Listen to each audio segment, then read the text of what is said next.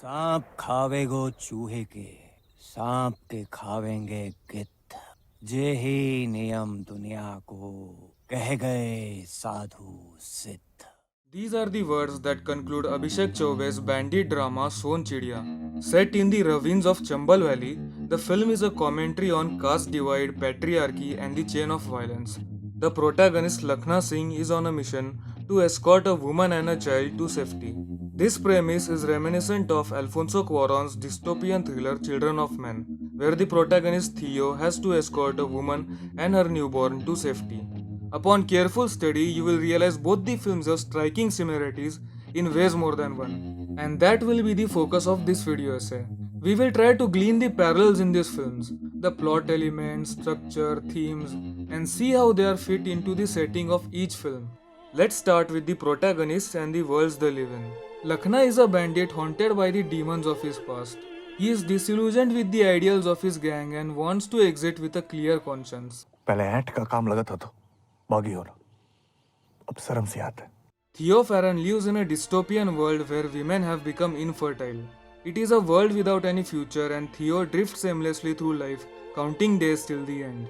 Theo and Lakhna are essentially in an existential crisis with no way out, until a ray of hope enters, in the form of a woman and a child. Lakhna crosses ways with a runaway Indumati trying to escort a little girl to a hospital. He sees in the girl a chance to redeem himself of his sins and decides to help them. Theo meets Ki, who is miraculously pregnant after years of infertility.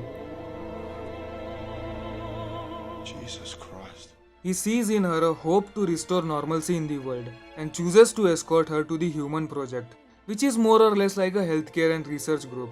At a great personal risk, Theo and Lakhna, both unlikely heroes, make it their mission to escort the ladies to a health facility. The mission gives them a purpose in their lives. Towards the beginning of the plot, gang leaders are murdered in both films. In Children of Men, it's the Fishes group leader and Theo's ex-wife Julian. And in Son Chidiya, it's the bandit leader Man Singh. This is a big blow to Theo and Lakhna, who were close to them. Soon after his deaths, they have a fallout from the gangs. Theo flees the safe house with Ki after he discovers the murder of Julian was orchestrated by the Fishes themselves to keep Ki's baby. Lakhna has disagreements with fellow gang members and flees with Indumati and the girl after a violent altercation. Gang से भागने वाले के लिए पूरा बिहड़ छोटो पड़ जाते हैं। अरे गैंग से तो भाग लूंगा वकील, अपने आप से कैसे भागूंगा? The protagonists now have to make their ways with two different parties in their pursuit. Lakhna's team is chased by the cops and his former gang led by Vakil Singh. Theo is also pursued by the cops and the Fishes gang led by Luke. Now, the film won't be interesting if the protagonists reach their destinations without any hurdles. So to keep the ride thrilling, there are action-packed sequences where Theo and Lakhna's teams have close calls with death and make narrow escapes. But it would be bland and unbelievable if they escaped unhurt every time in face of great danger. So the films add some casualties on the sides of Theo and Lakhna.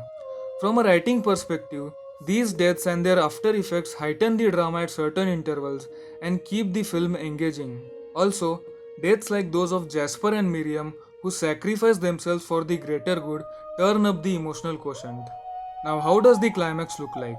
Like a Priyadarshan film, all the characters gather at the same place and there is chaos. In Children of Men, the ambush happens in a fortress called Bexhill.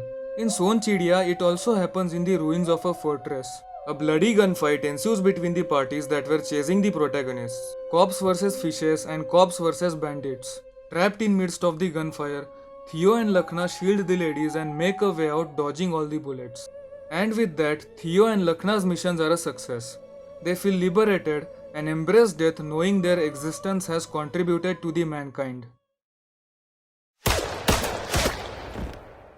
So you can see how the same archetype of an unlikely hero turned savior is adapted into different settings. One in a dystopian society in London and the other in ravines of Chambal Valley. With elements like outlaws, rifles, shootouts, expansive and arid landscapes, Son Chidiya has the feel of western genre and Abhishek Chaubey has paced it like an action thriller. It is also deeply spiritual in the sense that a major focus is on the characters brooding over their existence and searching for salvation. Alfonso Cuarón uses visuals and sound to their full potential to make his dystopian world come alive. It's rich in subtext, and Cuarón uses his trademark long text to add to the storytelling. And let's not forget the socio-political commentary in the films. The dystopian world in Children of Men is one where a totalitarian government uses military might to enforce its policies. Nationalist and xenophobic politics causes illegal immigrants to be rounded up and detained in inhuman conditions. The film is also critical of the left-wing factions resorting to militancy and even attempting to use a baby for political gains when they claim to stand for humanity. The state of affairs is in complete chaos. While this dystopia is an extreme version, it is scary because you can see some resemblance in the world today. Son Chidiya begins in 1975 with the announcement of the emergency. Though the plot remains largely unaffected by this, it was a period of unrest when India transformed from a democracy to an authoritarian state. The film is a critique on caste divide, gender norms, and toxic masculinity. Individual identities have little to no importance, and caste identities, Thakurs, Gujjars, Mallas, drive all the conflict in the film.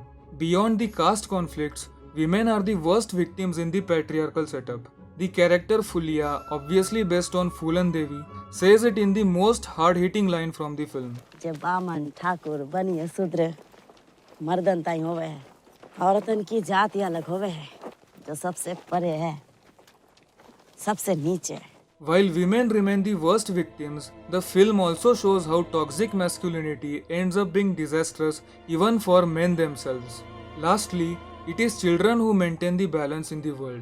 The world in Children of Men is bleak and devoid of hope because there aren't any children anymore.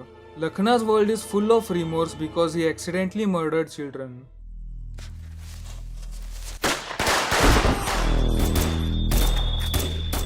The loss of children is essentially the loss of balance. But then, a Son Chidiya flies into the picture in the form of a child and restores the balance. That's how Children of Men ends, with the sound of children's laughter hinting their presence has made the world cheerful once again.